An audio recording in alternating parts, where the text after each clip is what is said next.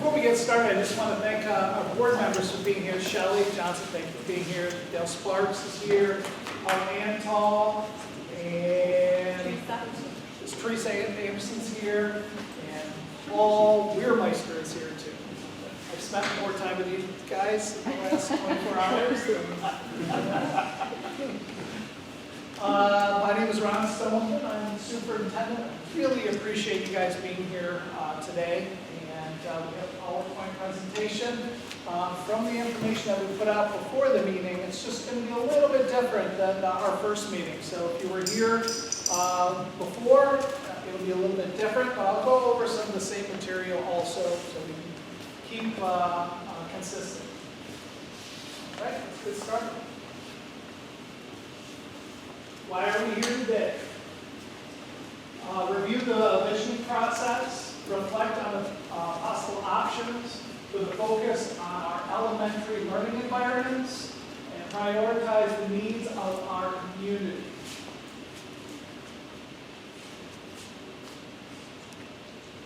The vision.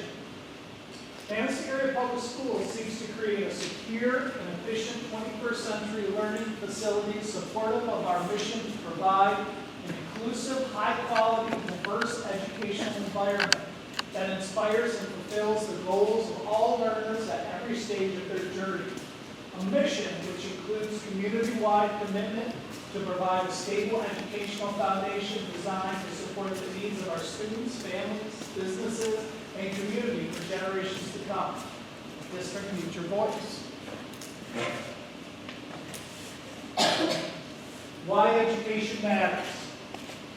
From the feedback that we had from our, I've talked to a lot of groups, and from our last session on April 4th, this question has come out, and the feedback was it was important to emphasize this slide.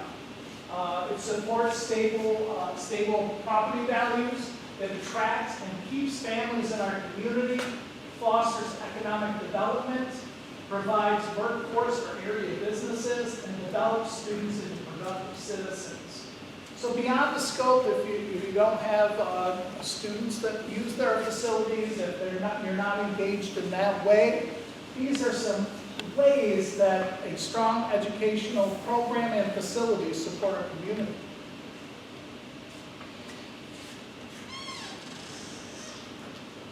The visioning process. This began July of 2016. We brought on Right Side Design. We contracted with Right Side Design Group for rebranding and communication strategies. When I got here around that time, it was recognized that we weren't certain of our identity as MAPS Public Schools, and the feedback that we're getting that our communication strategies were weak and not sufficient for the community and our parents.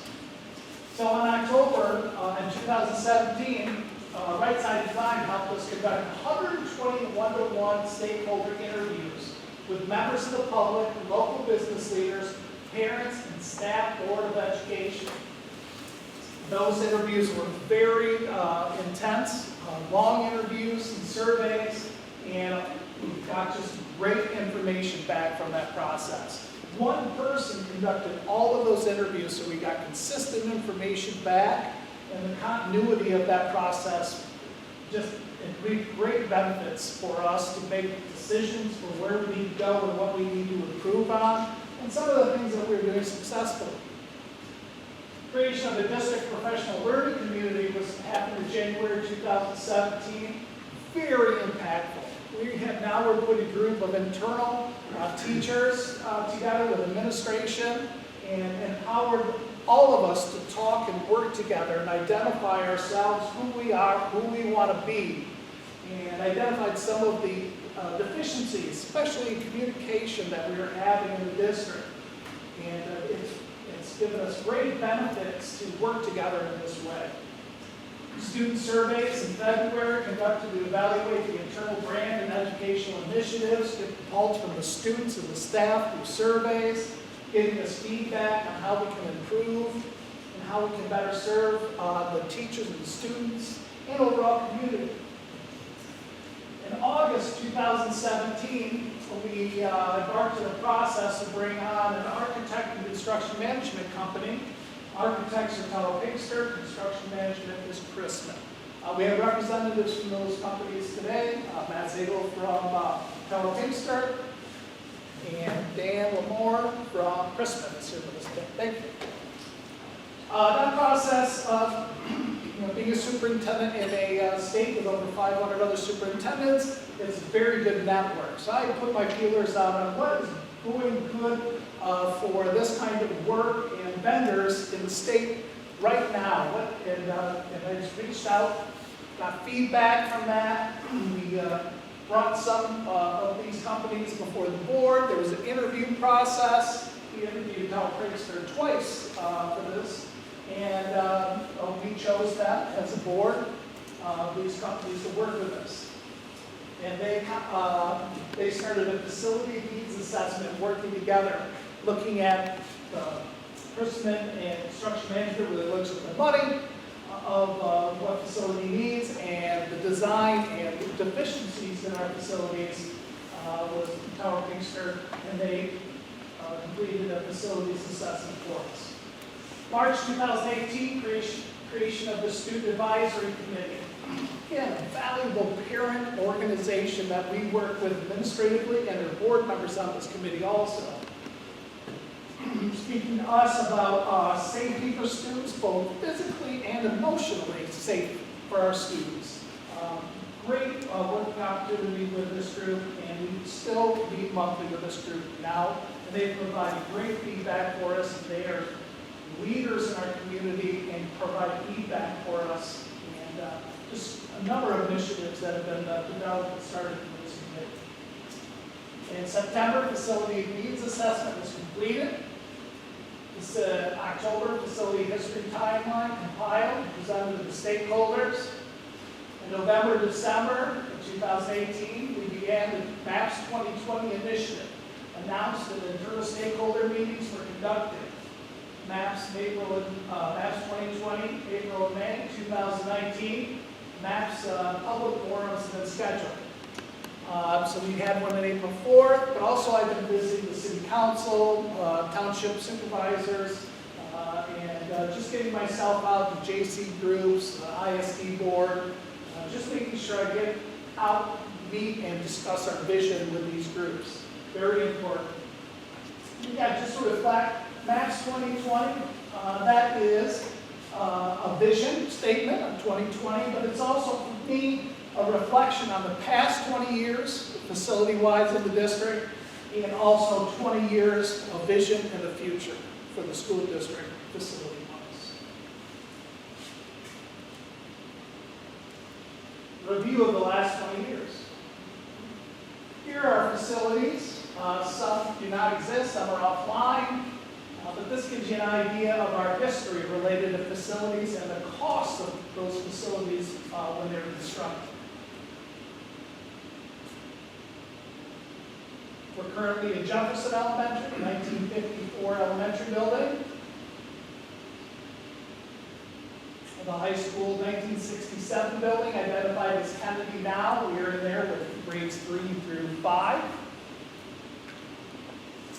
And we have the new high school on 12th Street. Process started in 1999, finished in 2003.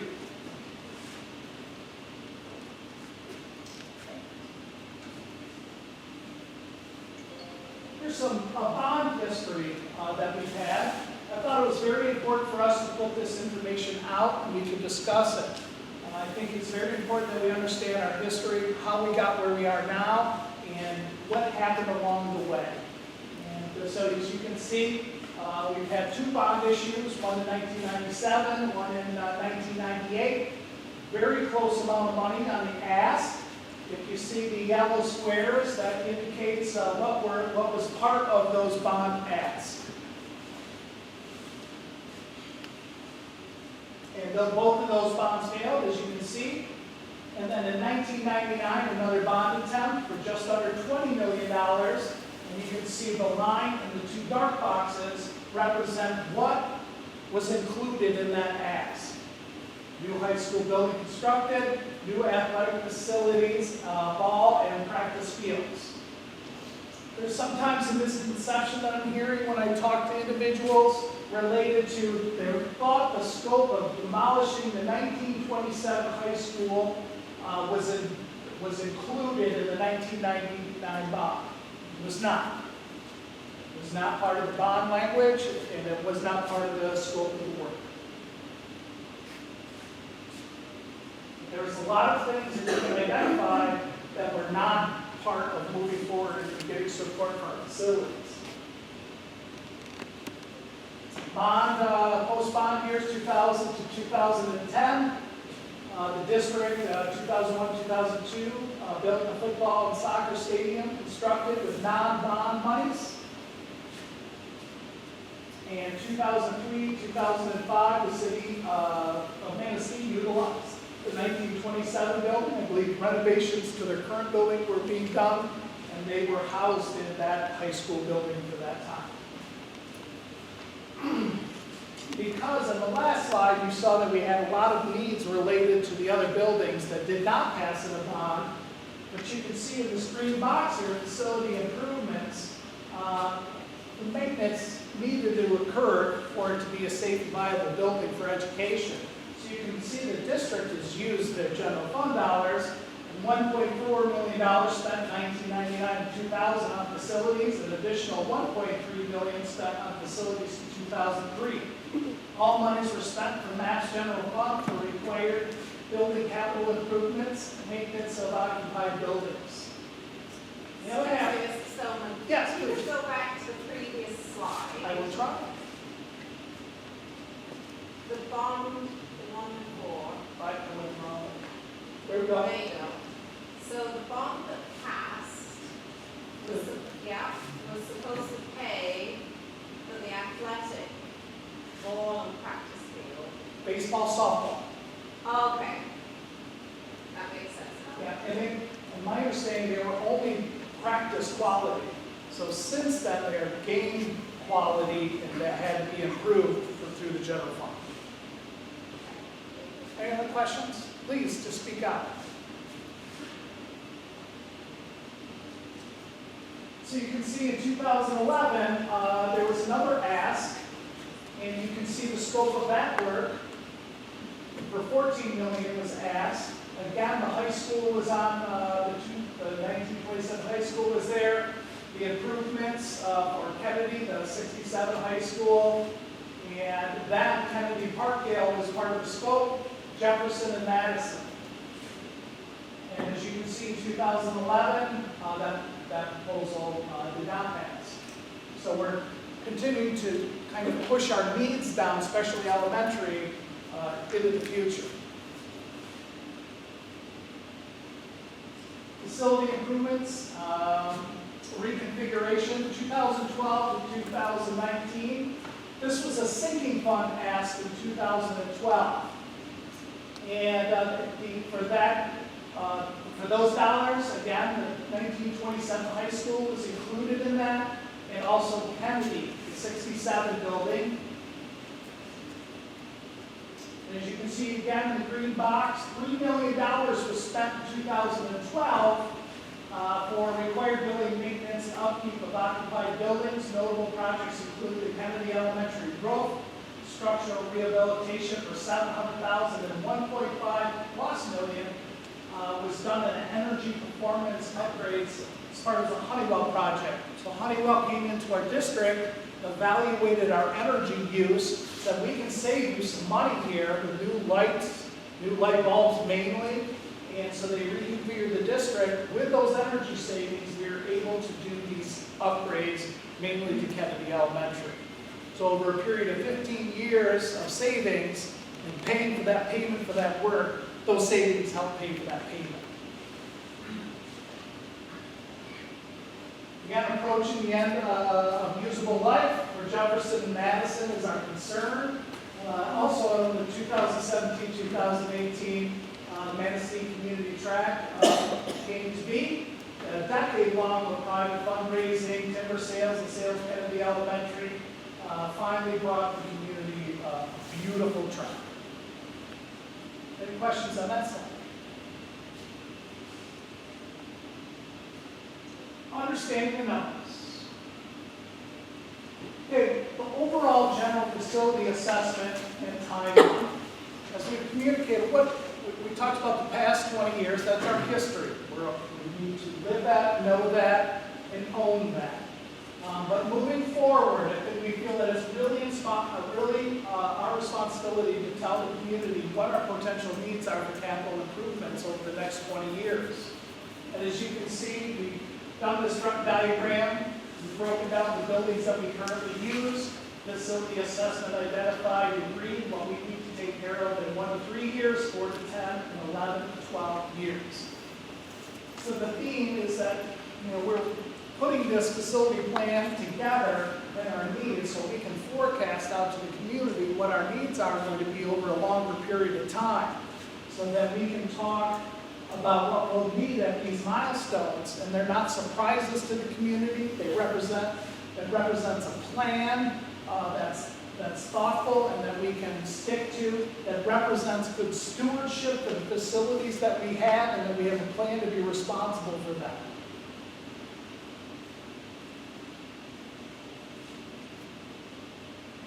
This is a little hard to see. I think you got this in a handout, and it's located on our website too. The general purpose of this information is enrollment, facility capacity, cost to maintain the facilities.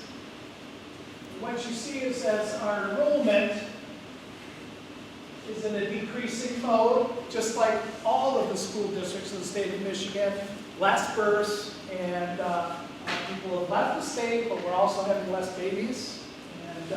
So it's having an impact on us. And as you can see, we're looking at this out in a number of years. So 2024, I think they're stating, the study has done for us, that just about 1,300 students, I would say. And what this is showing is, do we have more building than we have students? So we need to keep that really balanced so that we don't have more building than we need to pay for. We have to do this in an efficient way. We have to be responsible in that way.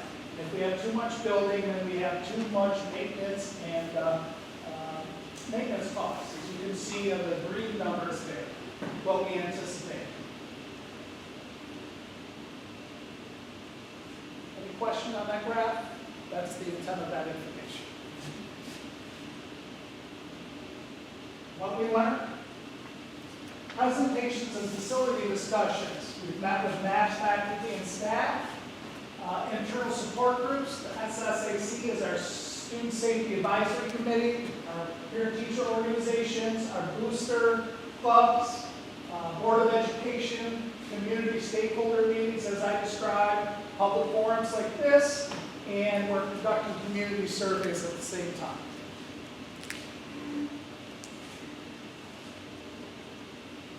The top responses and feedback that we're getting through this process, as we keep going forward and getting more and more feedback, these items have been very consistent for us. Collaborative, flexible, more space, small group accommodations. You'll see that reflected in the term 21st learning environment. And that represents that kind of space that we need for our students and teachers to work in. Improved part, and the next that follows after that, so we have improved educational environment, and what follows is really a list of safety things that are very important to us and to the students in the community. Improved parking and pickup and drop-off. Auxiliary dedicated gym has come to the top of towards the top of the list. That we need more gym space for the community to use and for our students to use. It's been very backed up, and we have students that have practice until 10 o'clock at night. It's just becoming very troublesome.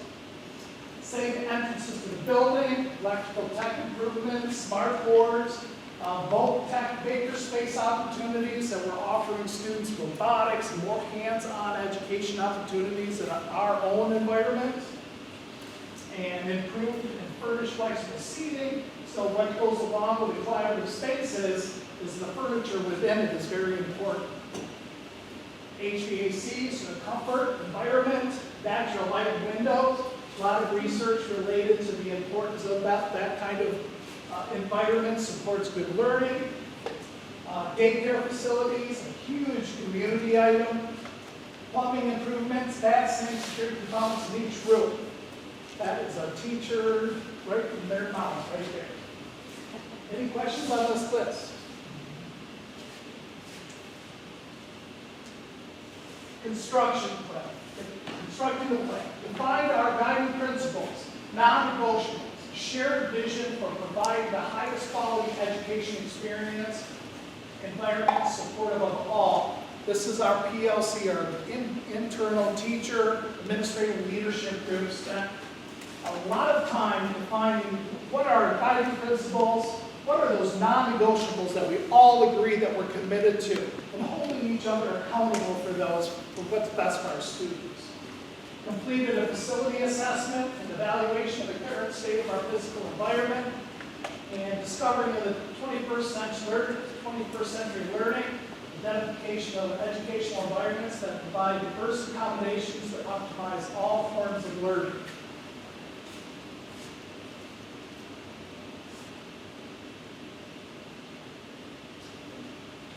Also, what's come to the surface related to what our immediate needs are. As you saw, we're in a 1954 building.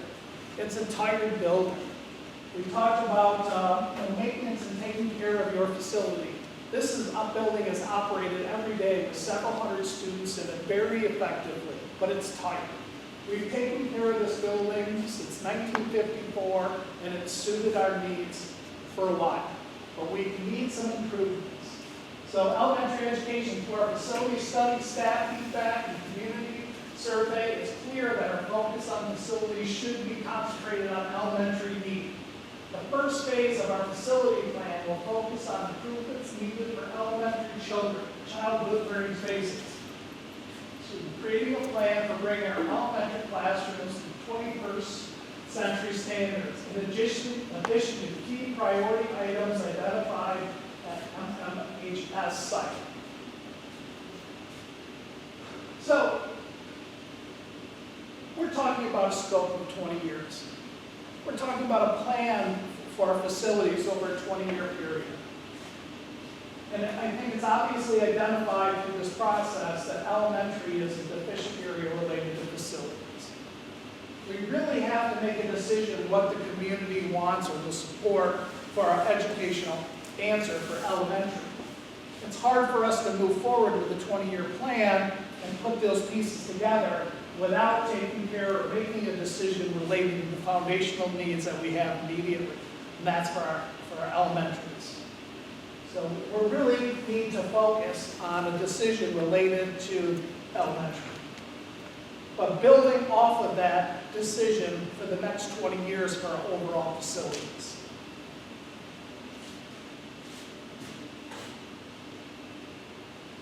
Five key focus areas. Hearing this, just to reiterate, 21st century learning environments, safety, early childhood learning, stewardship for the facilities that we have and the maintenance plans that we have to take care of our facilities and our programming, that we represent to the community that we're responsible for these things, and we show that. And community, how can the community use, leverage, and be a process of education, programming, but facilities? What way can they use and utilize the facilities that we provide for the community? How can they be engaged in that? Options. I think we have a handout for you for options. Maybe a light so we can read them.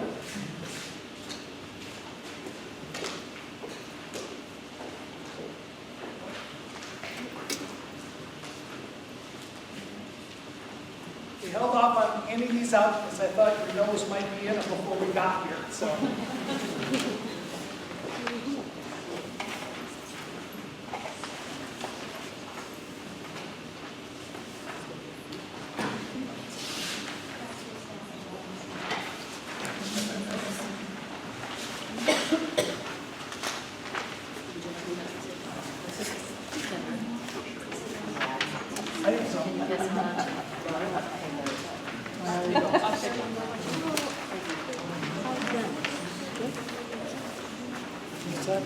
that one's okay.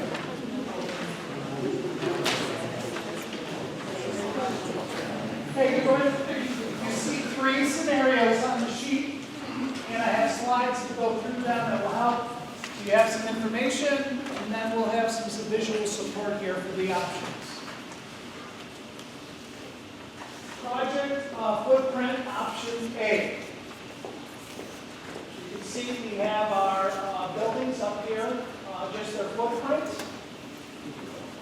don't think you can see so well. So I think we have Kennedy up here, high school here, looks like Madison, and we have Kennedy.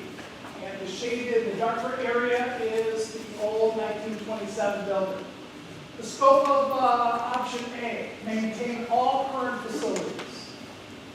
Bringing to building code safety and 21st century educational standards. Create safe entries to all buildings. Again, demolish the 1927 building. Build an auxiliary gym at the middle high school. Update, pick up, and drop off routes at all buildings. Madison remains online for pre-K and GSRP, classroom-ready space, and share space with community partners. We're currently doing that. We have the cyber school offices are there, and other tenants are looking at it just this week for other programs related to central wellness. So we have space, and we're utilizing and sharing that for opportunity with the community. On the bottom here it says additional building space may be required for Jefferson to meet the 21st century learning square footage recommendation. This is budgeted in the preliminary cost estimate. What that is saying is for the 21st educational space, our rooms may have to be modified, made bigger, so there's flexible learning spaces in those rooms. At their current size, there's not enough room there for that kind of instruction or that kind of environment. Okay? That may need more construction than we have here. It could mean grade configuration switch round. It could mean a number of things. That's what that says. Scope of work on option A, maintain all current facilities, address all identified facilities, priority needs at each site, while maintaining all current buildings inside their existing configuration. See the cost? Considerations. Considering a statewide trend toward declining enrollment, we talked about this, projections dictate that maintaining all current buildings over the next 20 years could have MAPS districts operating far below capacity in buildings and far exceed the needs of our student population. More square footage than students can populate. Means more expensive area to pay for and maintain for that. As the community has taken other buildings offline for that purpose. Any questions on option A? And you can see the improvements in each building across the chart.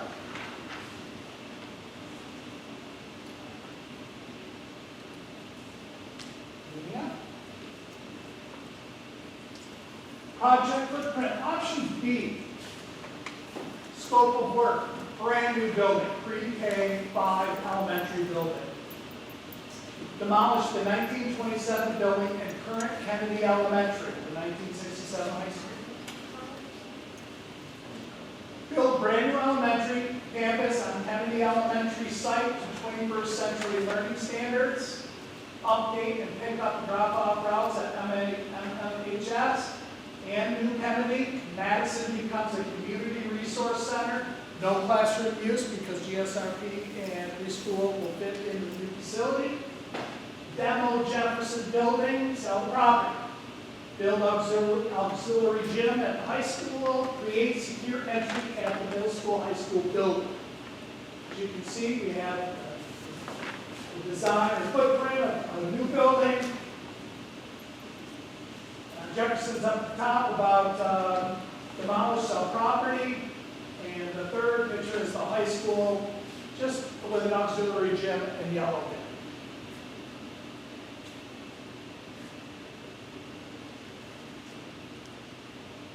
Project description, build brand new elementary campus, Kennedy Elementary site, demolished the 1927 high school and the 67 Kennedy to make way for the new pre-K to 5 elementary building. School is building on-site a current sports field and 1927 demo site in order to build while not displacing students during construction. Madison becomes a community resource center, which it is already leading that direction, with community partnerships, and Jefferson will be demolished and property sold. Cost. Considerations. Kennedy Elementary has been identified as a sound and very adaptable structure. As we learned from our architects, the term good bones. It's got a good roof, it's a solid building. There's potential within that building. Also, new construction estimate average at $250 per square foot for new construction versus $150 per square foot for renovated space. That information, I think you can anticipate what option C might be. Any questions on this one? Okay, let's look at C. Project footprint, option C. Scope of work, renovate and expand current Kennedy Elementary. That would be taking down the 1927 building, bringing to building code, safety, and 21st century educational standards. Adapt Kennedy Elementary for consolidating pre-K to 5th grade elementary, create secure entry at the high school, middle school, build the auxiliary gym there, update pick-up and drop-off routes at the middle school, high school, and also the new adapted Kennedy. Jefferson Elementary is adopted for office, community meeting, and recreational space. Madison becomes a community resource center. So you can see the corner slide that would represent Jefferson. In this scope, it would be taking down most of what's behind us here in this building. It would maintain the gym, office areas, and classrooms here. This gym could be used and utilized for MRA. We have a beautiful, beautiful setting here. We can have our football athletic practice field on this side. We can host 3 mini soccer courts across the way. We can maintain the playground here, and it'd be a very nice park environment here on this site. This is all our neighborhoods are important to us in the community, especially the one around Jefferson is important to us also, and this would maintain a park-like environment in this neighborhood. And as you can see, the existing building would be utilized. An addition would be needed for that building at Kennedy. You can see that we have potential playground area, parking, bus loop, and all of that in this footprint. How much would this cost? Next slide. All right. Project description, renovate and expand current Kennedy Elementary, repurpose Madison, Jefferson, and shared community space. The current site of the 1927 high school would be demolished and safe parking drop-off area added. As you can see by the visual that we had, Kennedy would be expanded and renovated to current building safety and educational standards for pre-K through 5th grade elementary use. Students would be temporarily assigned to either Jefferson or Madison for planned phases of construction. Consolidation creates an opportunity to reimagine Jefferson, Madison elementary schools to be repurposed to address other identified community needs and shared space. Estimated cost. Considerations. Renovate Kennedy Elementary to create a consolidated pre-K through grade 5 elementary campus is the lowest cost option. The option would save millions of dollars in maintenance and capital improvements needed over the next 20 years. So if we're looking for the best way to set us up, being stewards for capital projects and maintenance, this would be C. Any questions on C?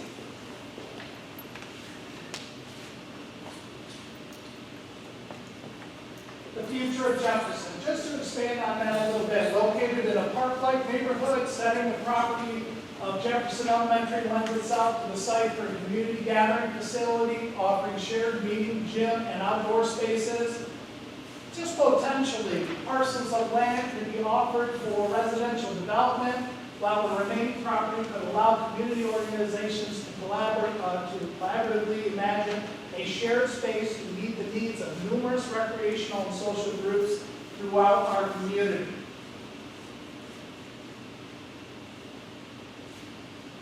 Which parcels of land could be offered for residential development? I'm not sure.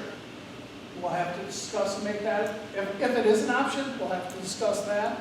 And then if we decide that that might be viable for us to investigate, we can look at that collectively and determine what that might be.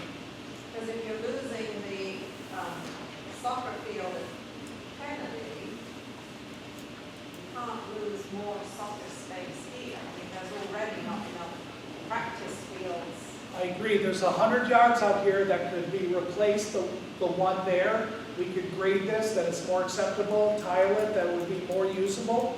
And we could put 3 mini courts of soccer across it.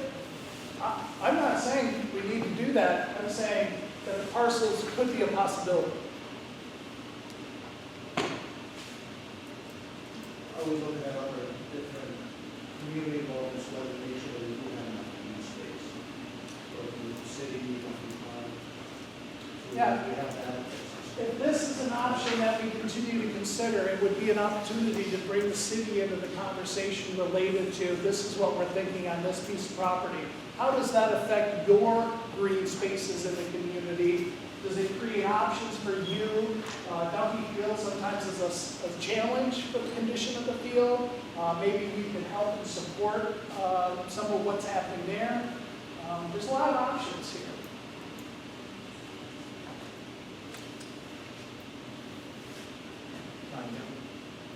Oh, I'm sorry. Yeah, Laura. I have a question about how the pre-K through 5 scenarios compare between B and C. So in C, I understand we would keep Kennedy as it is and renovate. But what are we losing, I guess, in option C with the pre-K through 5 by keeping the existing facility?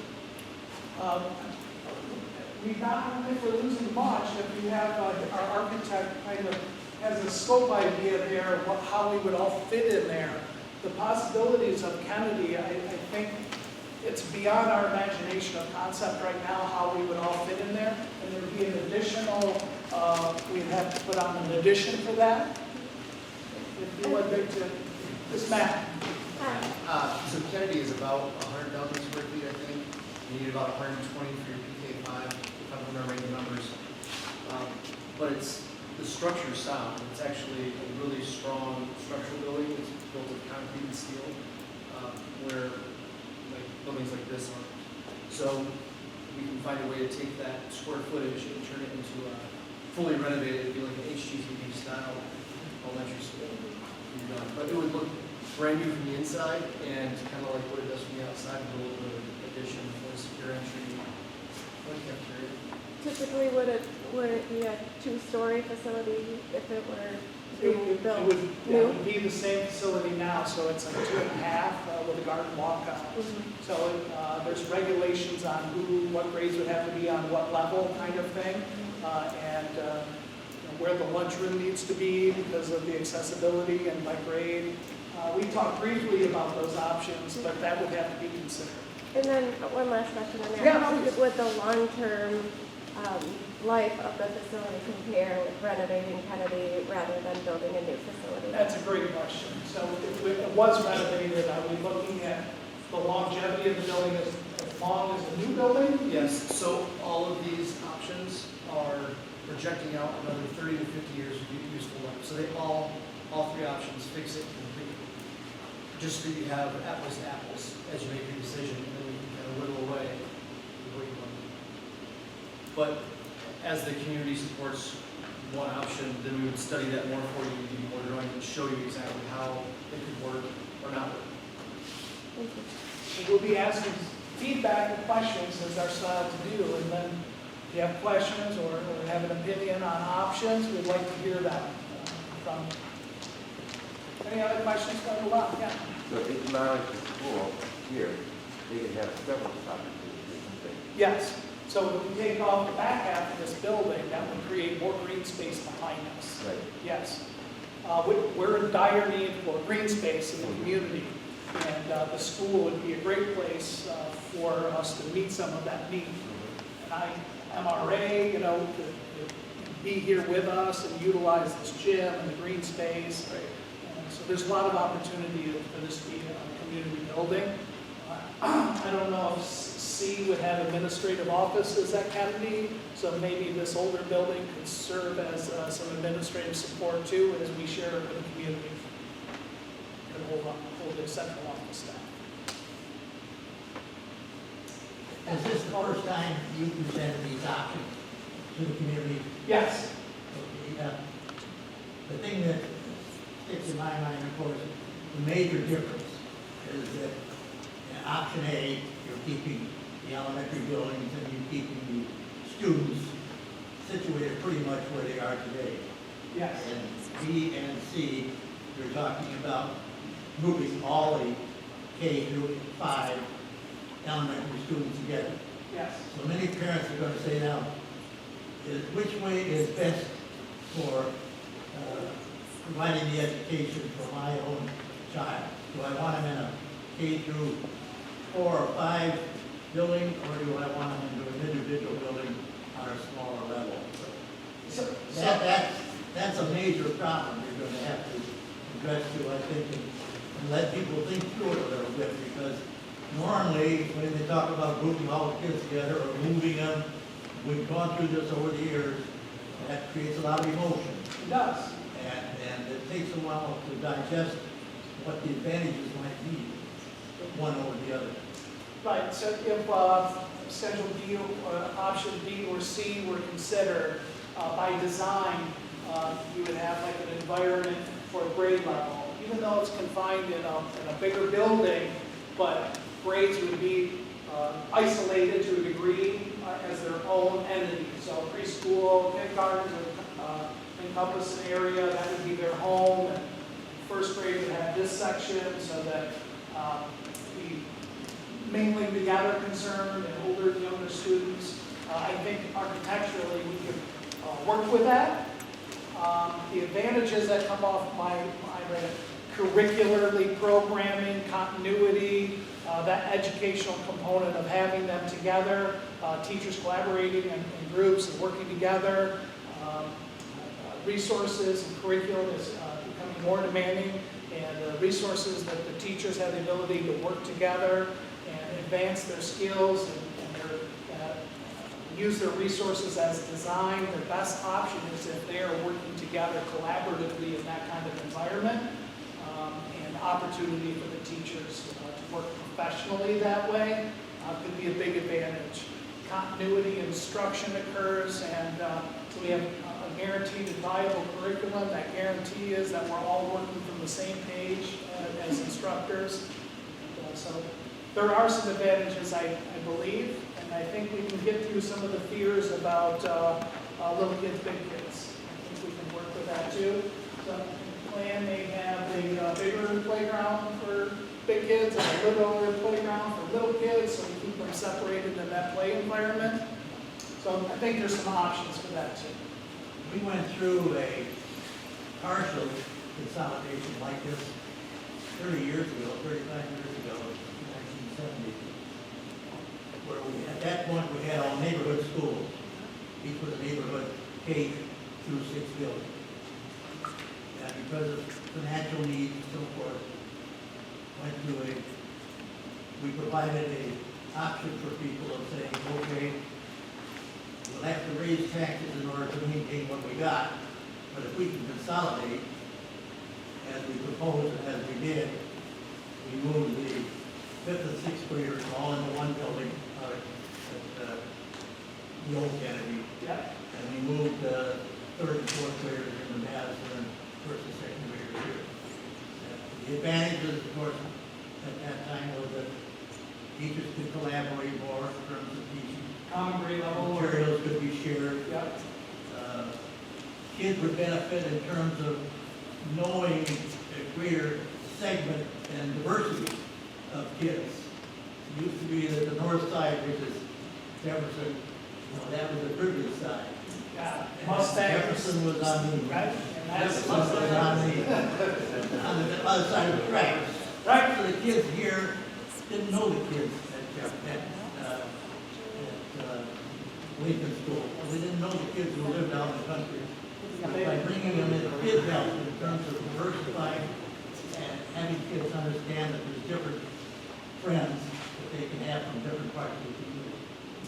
Yeah, some of the work we've done with the leadership process, with internal work with our PLC, our leadership group, is even in the buildings that we have, the continuity of understanding who we are, it was very individualized by building. We had silos occurring, and we didn't know each other so well in other buildings, teachers and staff, and so a great value of us all getting together monthly in a room and talking about the district needs and solutions. We're getting to know each other, we're building relationships with people, and there's great value in that as a staff. And I think our kids will benefit from that continuity and the teachers being together, and that we're Chippewa identity and not Mustang or whatever, that we're all the same identity of the community will be real important. Right? Did I get it right? Yes.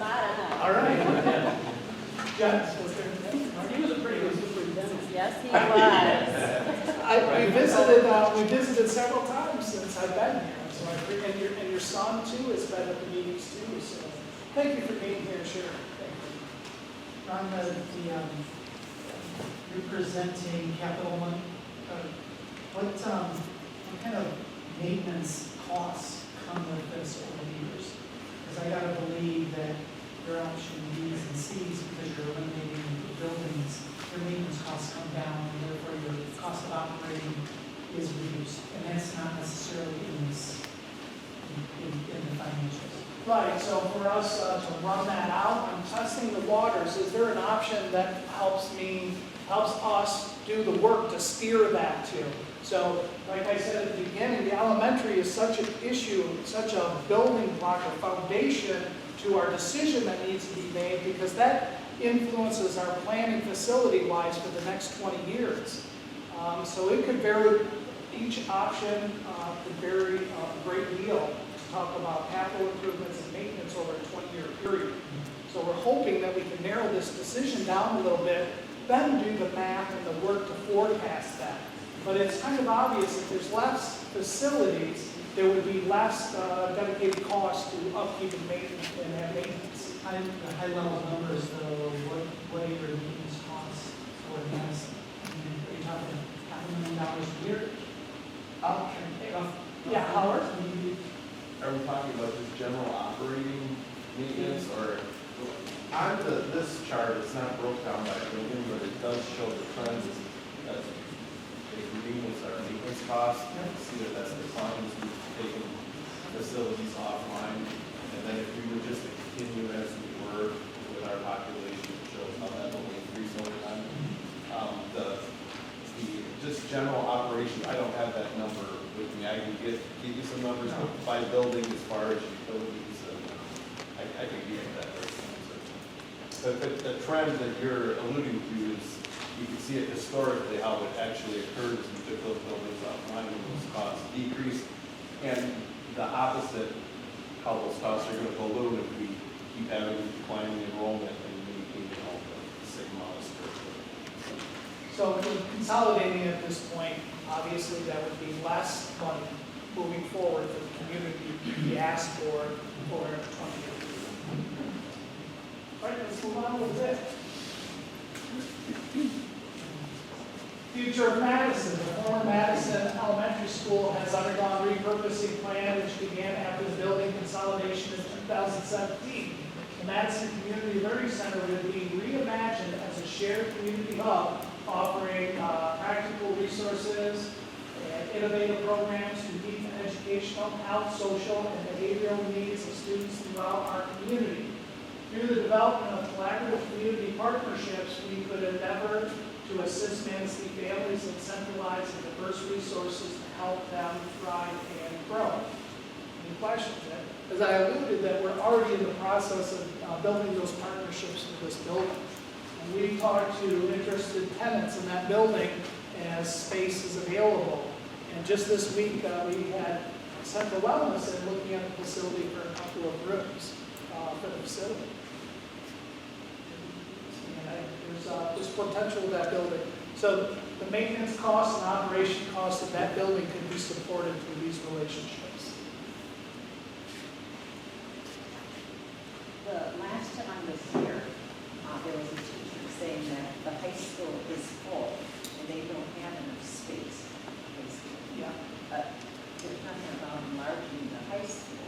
No, I mean, you're gonna keep it high school through sixth grade, right? right, and I don't know. Their loans are falling off the- That is, I think that's part of it also, but I would like to know when it opened, how many students occupied that building? I forgot to look into that, because we had a lot more students in 2000. So I don't know if actually there are more or less students because of our declining enrollment. We're not too up in rooms or anything. There may have been more flexible space, I believe she was correct, but I want to know what that actually was. But I think in our proposal that we're talking about is potentially redesigning. If you look on the sheet that opens up, is there a spot that does say redesigning or reusing that one right there? I think building 21st century learning. It says updates on that. And for the high school, just under that. So we're thinking that we'll look at the design of the building, which was designed for those flexible spaces. Is there some things we could do to update them to enhance those spaces again? So we'd like to go back and look in the building and see what opportunities were designed and can they be utilized? And what kind of things can we do to get there? And then, if you build a new family, are they gonna have separate drop-offs for the younger kids and the older kids? I don't think so, but there'd definitely be enough space to accommodate that. Yeah, I just want, because like he was saying, the kids, even with the bigger kids, how, But they're all on your bus right now together. yes. So, but as they come in the building, we can have designated routes for them to be separated as they come into our building. If there's playground time before, there's 2 different playgrounds we can head them to. So you can have just one place to one drop-off. That'd be Yeah, good. but as you know, as a bus driver, there are problems at our high school configuration now with student traffic and pickup, and that design needs to be re-looked at and see if there's some options that we could look at there to streamline that a little bit better. There's no doubt that that's a little bit of a mess at dismissal. Why education matters, again, I'm going back to this point. It's really important, I think, for us to understand as a community the value of education in our community, both programming and facilities. Foundation for a strong community, economic, diverse, vital, innovative business, providing service and creating job opportunity, education, high-quality educational resources for a lifetime of learning, health and wellness, access to quality health care and resources, neighborhood and community, providing housing and basic needs of residents while creating a sense of pride and shared purpose, assets, recreational, historic, culture assets for quality lifestyle. These are the components of discussions that I'm hearing when I attend Rising Tide conversations, when I hear discussions and conversations with the Chamber of Commerce. These are the kind of the development foundation pillars that they're discussing. These are very important for our community and our success of our community. And education is easily identified as one of those strong pillars, and it's an important component to our community success.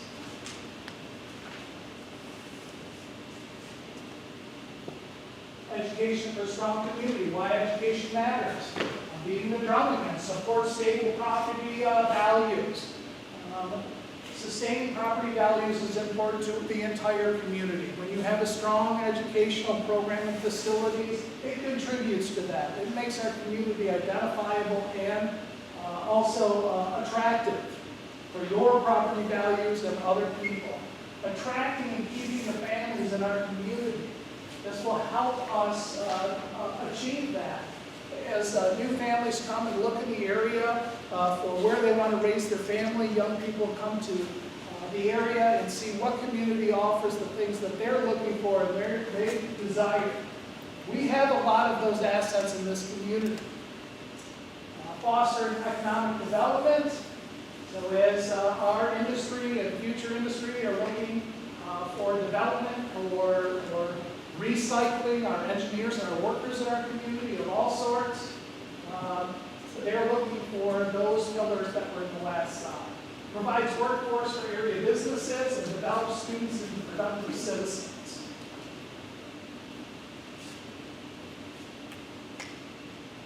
Right, we have some cards. Additionally, we have a couple of questions. I'm hoping that you can provide some feedback. We'll take about 5 or 6 minutes, and let's look at those questions. Number 1, which option, A, B, or C, do you feel best supports the direction of our MAPS2020 vision? Number 2, our list of desired improvements have been established through the feedbacks as I described. Which improvements do you feel are most important for creating a supportive learning environment for our students? Again, those are those highlighted lists that we talked about. In bold, do you think we should be considering something else that we can continue to add to this list? So even if you identify things that you agree with, add something if you feel we're missing something from that list. And we need this feedback. What can be done to build community support for our vision? What do you think is missing and needs to be added to this discussion, idea, thought, process? What do you feel that I should know or we should know? About 5 minutes or so? Yeah, Paul? I just like to say that, I've been a late resident of this community, and I've seen the ebb and flow of, good times and bad times. And a lot of people have been here a long time. And right now, we're at the cusp of something really big. Our business community is starting to flourish. I see staple businesses, and this is a very important piece that is very important for the community to consider, because this is going to be another anchor and a solid foundation for our community to keep building on. And we're not going to be that bus to stop, turn the lights out. But we're almost there. And that's what I feel. I appreciate that, but at the same time, I'm trying to be really sensitive because I just showed a 23-year history here that it wasn't successful for ask for support in this way. So I wanted to do this differently from what I researched had been asked or done in the previous 20 years. I have no agenda. I'm working on the best transparency that I can, and I'm only working at the pace that the community wants to go. I will push, I will drive, but then only receiving feedback and direction from the community. I think the processes in the past have lacked transparency, cooperation, collaboration, and foundation on trust. So that is where I am trying to serve you from in the most honest way that I possibly can. And I want honest feedback. It's been bad before, it's been good before. Let's figure this out. Our kids, this community, deserves what we can afford to provide them. It will benefit everyone. Let's get there together somehow. That's all I'm saying. Please answer the question. Give about 5 minutes.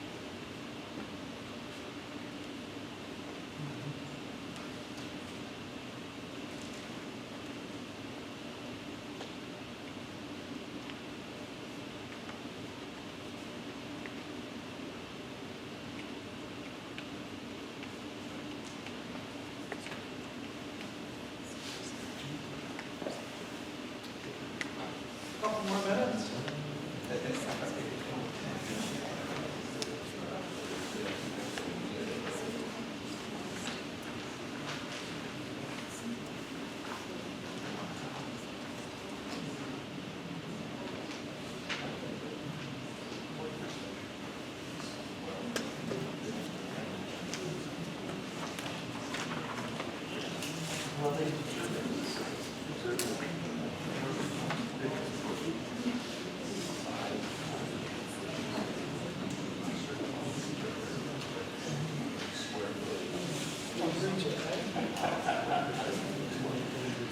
One minute, okay, everybody? One more minute?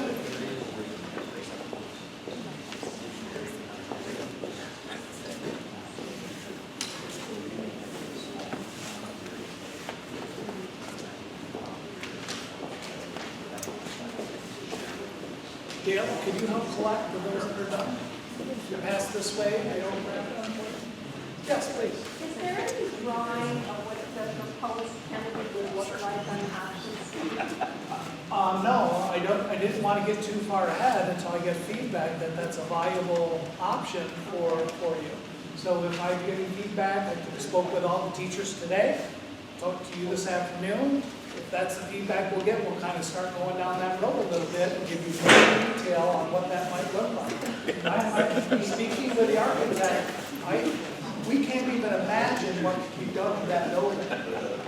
I think there's a lot of options within that building. And the community is, in 1967, invested in a strong building. It may be good for us to take advantage of that and make a decision.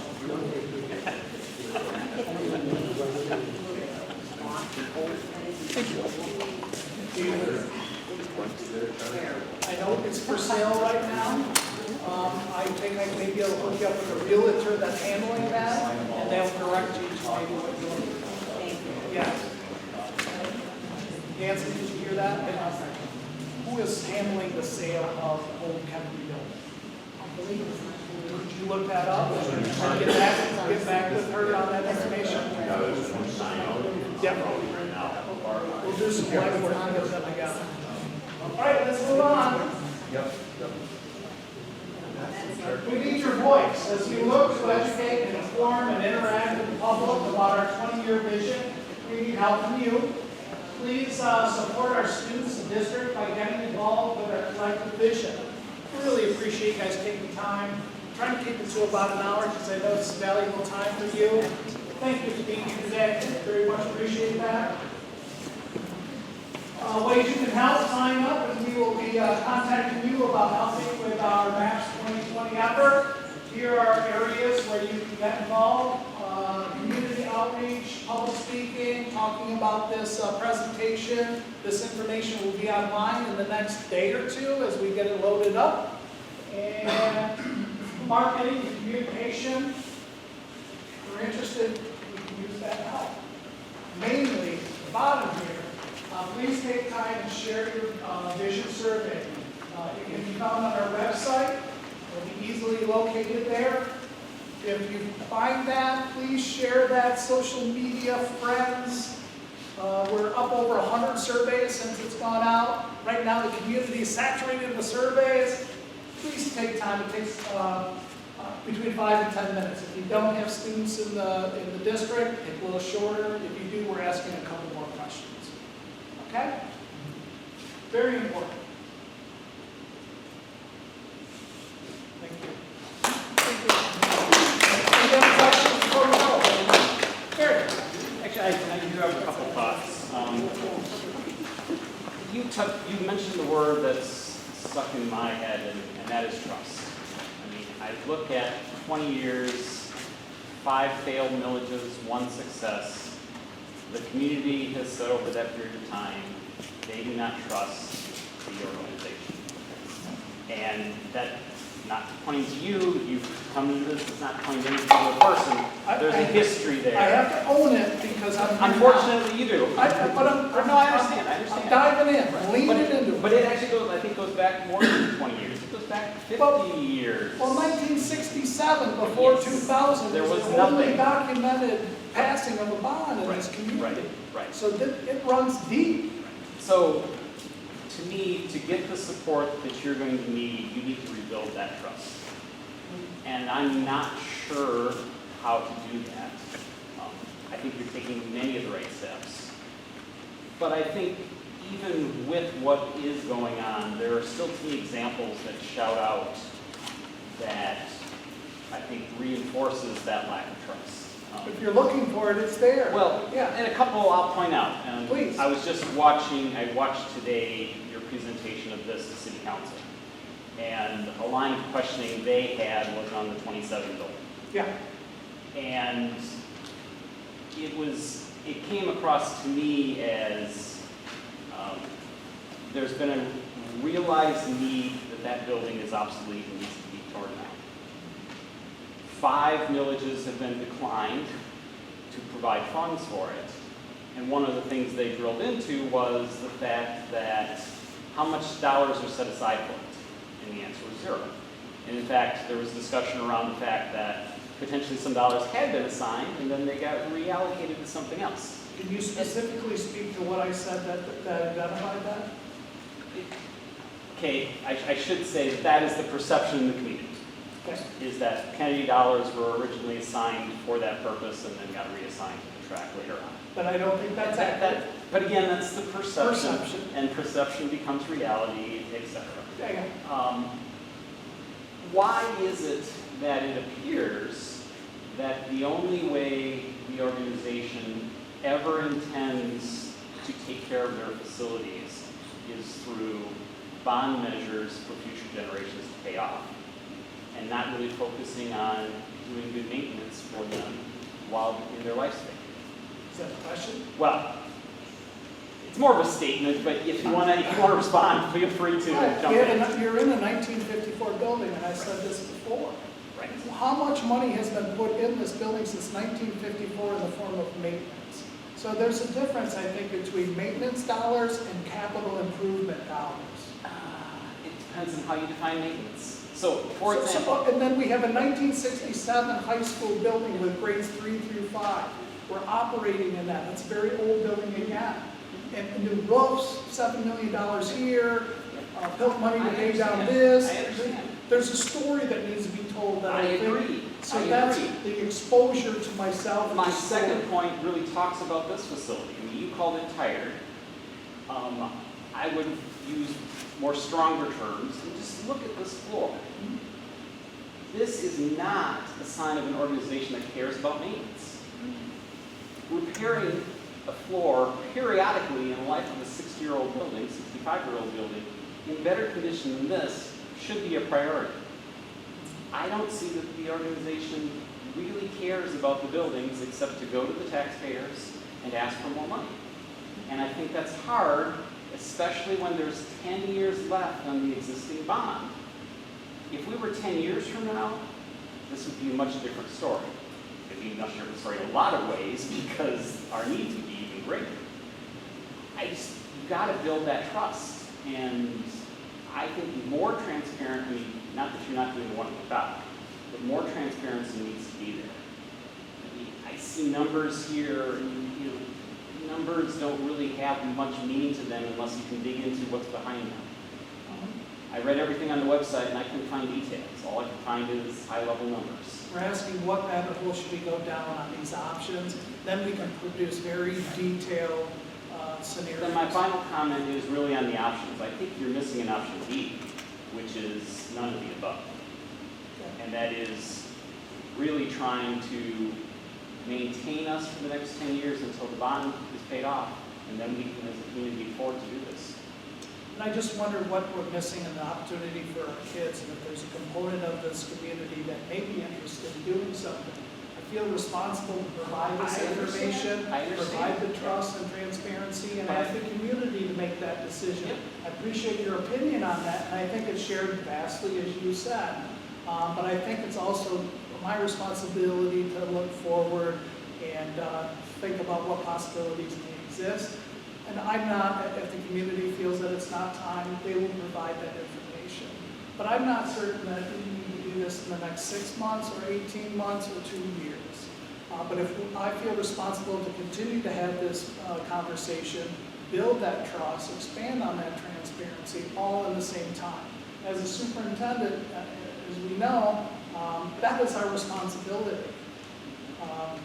I think the community is not responded to facility needs as other traditional communities have, but other communities have done this the same way Manistee has, though, too. The floor, yeah, that's an issue. But if we took time to look at all of the maintenance that we've provided these buildings over a period of time, I think you'll recognize that a lot of money has been put into them. Yeah, and we have small class sizes, we have great resources, we're expanding on that. Those are expenditures that are very important to our students. I appreciate your feedback and your responses, though. I hope you didn't find it impressive. Oh, no, okay. Not at all. It's just passion for me. I understand. Thank you. Just a comment, I mean, what that last option would mean, it would mean allocating more funds from our general fund, which, we're using to pay our educators, our staff, and take care of our students. Because Ron just said, one of our big issues has been to try and keep the class sizes small. We'd love them to be even smaller if we could. But if you take more money from the general fund, that limits those educational opportunities. So we are looking to see if the community can help with that.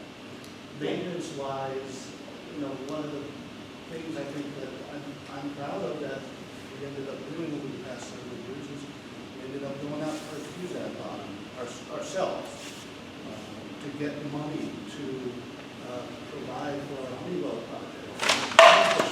So much stuff. We didn't come to the community again to fix the roof on the Kennedy building. We took care of so much. $700,000 in pool equipment that need to be replaced. We are looking for alternative options that will not adversely affect the general fund in our ability to. And at our board meeting, just transparency, our last study session yesterday, we are looking at a fund balance that is favorable for us. Some of it is supported by non-traditional funds through BILT and our Cyber Academy. You have to be very careful with that because they aren't forever funds. This district has spent a $53,000 fund balance. We don't want to go back there also. But we're in a position to start looking around at what we can do on our facilities. The high school, middle school is probably the building that we'll be focusing on because it has the most future ahead of it, the longevity of it. We're looking at potentially a safety entrance that needs to be added. What a benefit for the building and for the student safety. That's a really real option. So now that we have a little bit of money, we want to be careful with it, but I think you'll be able to recognize some investments back in. I think that gesture and that being able to see those investments being made is going to be important in this process. I got that for you. Yeah, thank you. Anything else?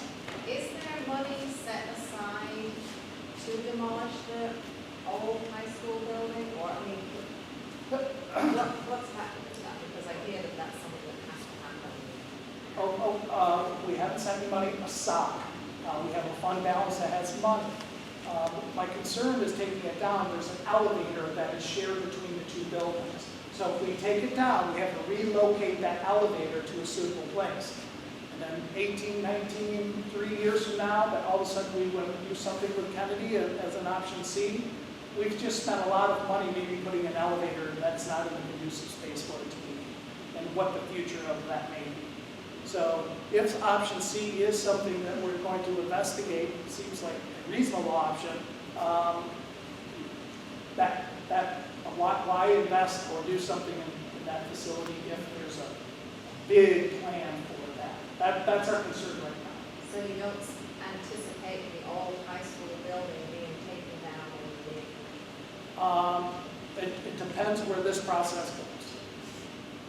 It can't stand forever. Very dangerous. What rats in there? It's bad. Yes, it needs to come down. We're looking for ways to do that. We can't do it from the general fund. We really can't afford it. Yeah, taking whatever it costs, 700,000, that's just a number I'm throwing out. That may be realistic. That's a lot to take away from the educational process at this time too. And if it is part of a bigger plan for that area or that facility, we have to be careful of, we take that down, reconfigure an elevator, how did that just impact that plan?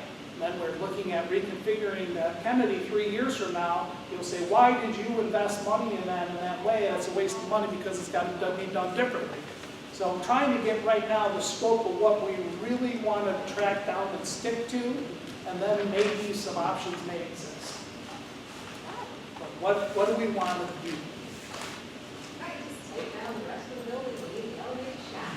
Around that. It's a challenge, but if the community says, we're not going to support you, you've got to live in that building the way it is for the next 15 years, I'm going to have to look at something. Can't just leave it. But we're hoping that let's rally together and see what we want to do. And it doesn't have to be tomorrow, but let's start talking about it. Anything else? Thank you. Thank you all. Thanks, Ron. Yeah, thank you. Have a good night.